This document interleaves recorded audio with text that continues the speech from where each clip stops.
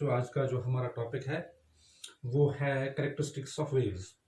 इससे पहले हमने डिस्कस किया था टाइप्स ऑफ वेव्स, जिसमें हमने लॉन्गिट्यूडनल वेव्स और ट्रांसवर्स वेव्स को डिस्कस किया था। तो आज जो हमारा टॉपिक है वो है कैरेक्टरिस्टिक्स ऑफ वेव्स। इसमें सबसे पहला जो कैरेक्टरिस्टिक आता है वो है वेव लेंथ का। जैसा कि मैंने आपको पहले ही बताया है, जो वेव लेंथ होती है ये होती है distance between two consecutive crests और troughs in case of transverse waves, और distance between two consecutive compressions और rarefactions in case of longitudinal waves. जिस तरह मैंने यहाँ पर दिखाया है कि ये एक ट्रांसवर्स वेव है, तो ये इसकी मीन पोजीशन है या इक्विलिब्रियम पोजीशन है। तो ये जो है ये क्रस्ट बना है और ये नीचे वाला जो है ये ट्रफ्ट बना है। ये जो दो नजदीकी क्रस्ट्स हैं, तो इनके बीच की जो डिस्टेंस है यहाँ से यहाँ तक, तो इसको हम वेव लेंथ कहते हैं, और इसको हम लैम्डा ग्रीक वर्ड जो है लैम्डा से डिनोट करते हैं।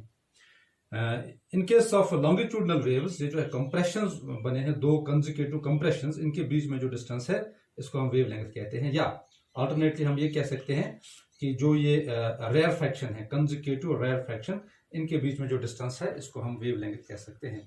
इसका ऐसा यूनिट जो है वो मीटर है।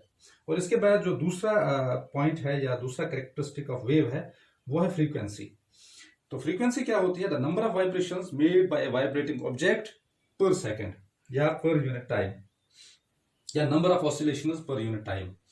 तो ये फ्रीक्वेंसी क्या होता है कि ये जो है एक सेकंड में कोई चीज, कोई ऑब्जेक्ट, कोई वाइब्रेटिंग पार्टिकल जितनी वाइब्रेशंस करता है, तो इसको हम कहते हैं कि इसकी फ्रीक्वेंसी है। मान लीजिए कोई ऑसिलेटिंग बॉडी या वाइब्रेटिंग बॉडी एक सेकंड में 10 वाइब्रेशंस कंप्लीट करती है, तो उसकी फ्रीक्वेंसी 10 हो गई। तो इसको हम डिनोट जो करते हैं, इसको हम डिनोट करते हैं न्यू से।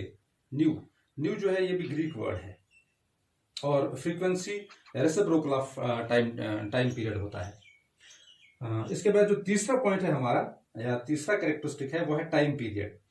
टाइम पीरियड क्या होता है कि एक vibrating body one full vibration complete करने में जितना टाइम लेती है, तो उसका टाइम पीरियड होता है। मान लीजिए कोई वाइब्रेटिंग बॉडी है, या कोई पेंडुलम है, या कोई और ऑसिलेटिंग बॉडी है, वो एक वाइब्रेशन, फुल वाइब्रेशन करने में 2 सेकंड का टाइम लेती है, तो उसका टाइम पीरियड फिर 2 सेकंड हुआ।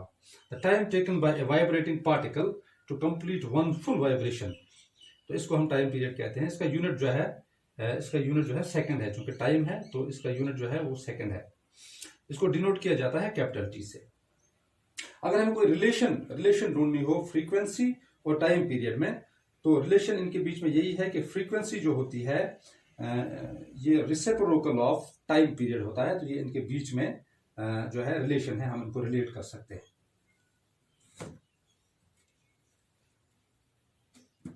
इसके बाद जो चौथा कैरेक्टरिस्टिक है, जो हमारा चौथा कैरेक्टरिस्टिक ऑफ वेव है, वो है एम्पलीट्यूड का। तो जैसा कि मैंने आपको पहले ही वीडियो में बताया था कि एम्पलीट्यूड क्या होता है, ये होता है maximum displacement, area of maximum displacement, जहां मीन पोजीशन से जो मीडियम पार्टिकल्स हैं मैक्सिमम मीन से नीचे या ऊपर गए हैं, तो इसको हम बोलते हैं कि ये एम्पलीट्यूड है। For example in case of transverse waves, यहाँ जो है ये पॉइंट जो है, यहाँ ये मीडियम पार्टिकल्स ये मीन से ज्यादा दूर गए हैं, और यहाँ पर भी मीन से ज्यादा दूर गए हैं, यहाँ पर तो कम दूर गए हैं, यहाँ पर तो बिल्कुल मीन पर वापस आ गए, यहाँ पर तो बिल्कुल इक्विलिब्रियम पोजीशन पे आ गए हैं। लेकिन यहाँ पर सबसे ज्यादा दूर गए हैं ऊपर की तरफ, और यहाँ पर सबसे ज्यादा दूर गए हैं नीचे की तरफ। इस तरह यहाँ भी ऊपर गए हैं मीडियम पार्टिकल सबसे ज्यादा। तो ये है एम्पलीट्यूड। इन केस ऑफ अगर हम लॉन्गिट्यूडनल वेव्स देंगे, तो यहाँ पर हमने मीन पोजीशन को सेट किया था 10 पर, और यहाँ पर भी इस स्लिंकी पर भी निशान लगाया था। तो फिर हम जैसे इसको वाइब्रेट किया, तो ये पोजीशन जो है, जो इधर जाएगी, कितना इधर जाएगी और मैक्सिमम कितना इधर जाएगी, तो वो ये इसका एम्पलीट्यूड होगा।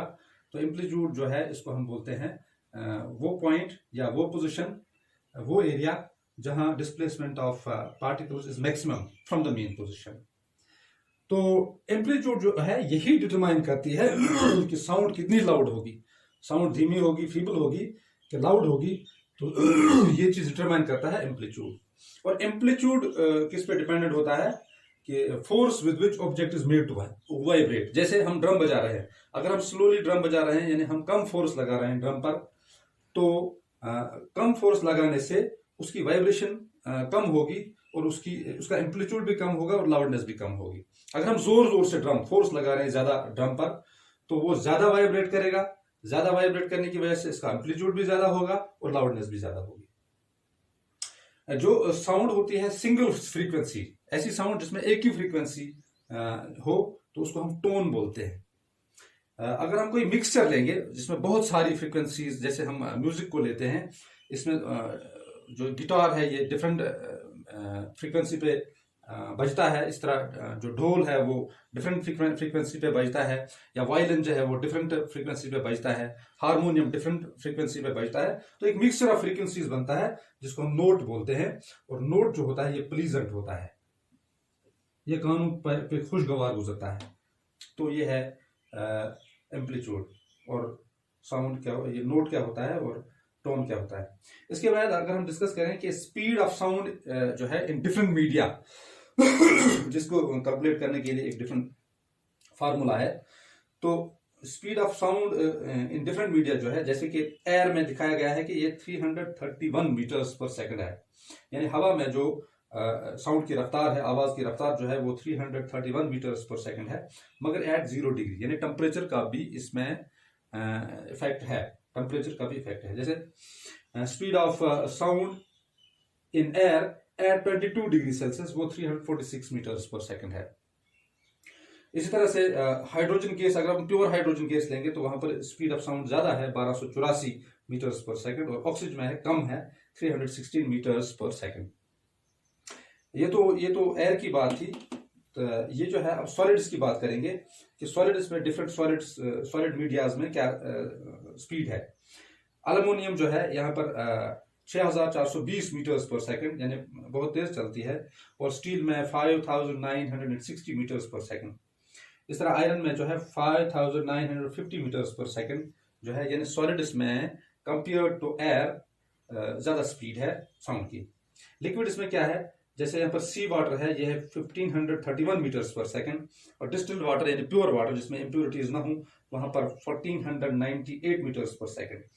इस तरह से यहाँ पर है एथेनॉल जो है, यहाँ पर है 1207 मीटर्स पर सेकंड, और मेथनॉल जो है यहाँ पर इसकी स्पीड है 1103 मीटर्स पर सेकंड। तो यह है speed of sound in different media. इसके बाद जो हम कल डिस्कस करने वाले हैं इंशाल्लाह कल के वीडियो में, उसमें हम बात करेंगे ultrasonic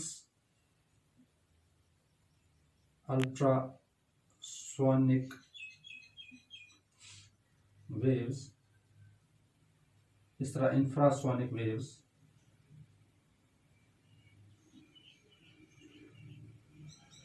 Audible range of man,